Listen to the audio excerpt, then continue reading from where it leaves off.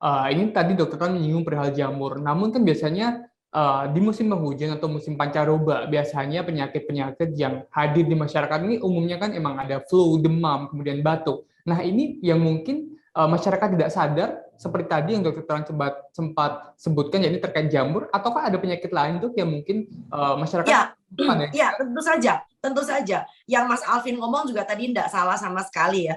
Jadi batuk pilek itu sering terjadi. Lalu pada orang yang sudah mulai lansia ya, udah mulai berumur ya, itu rematiknya kumat Mas, biasanya karena dingin. Ya begitu cuaca mulai dingin, lalu kemudian sendinya mulai kaku. Lalu kemudian jangan lupa demam berdarah, sekali lagi ini biang keladi nih.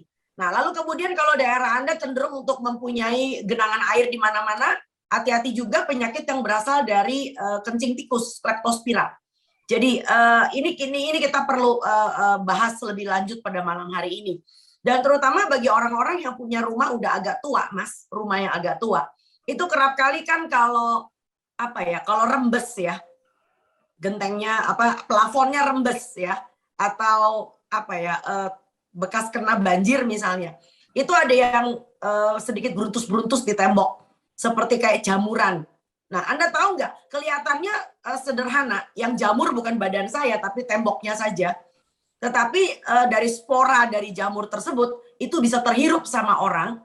Dan itu akan mengakibatkan, Anda boleh tidak tahu, tapi saya akan beritahu bahwa orang-orang yang tinggalnya di rumah-rumah tua, yang cenderung banyak jamur, karena tidak terurus ya, tidak selalu dibersihkan secara rutin, maka jamur ini akan memberikan risiko pikun pada orang tua. Jadi hati-hati.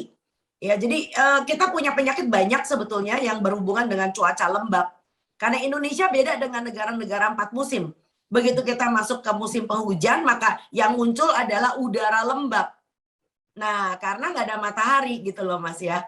Cucian aja jadi bau kan. Kadang-kadang kalau kita nyuci nggak kering tuh apek gitu. Nah, itu salah satu hal. Jadi jangan sampai nanti jalan keluarnya Anda semprot parfum, lalu kemudian pakai pelembut, pakai pewangi, wah semua cuciannya diwangi-wangiin. Padahal tetap baju Anda tuh masih lembab, handuk Anda masih lembab. So, risiko penyakit kulit, risiko penyakit saluran nafas, risiko penyakit sendi, risiko penyakit menular, itu adalah 4 hal yang perlu kita perhatikan di musim pancaroba ini, Mas. Terima kasih sudah nonton. Jangan lupa like, subscribe, dan share ya.